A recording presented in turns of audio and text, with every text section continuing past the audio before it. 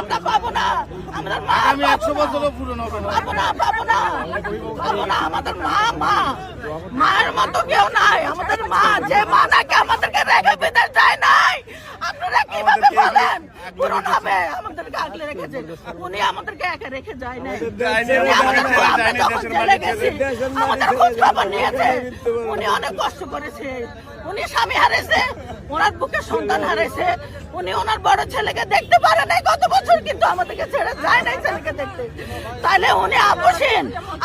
আর তুমি চুন্নি, ডাকাত, তুমি ডাইনি, তুমি খুনি হাসিনা।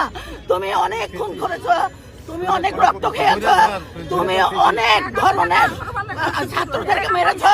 শেষমেশ আমার মা খালেদা জিয়াকে তুমি মেরেছো বিষক্রিয়া দিয়ে। তোমার ফাঁসি চাই।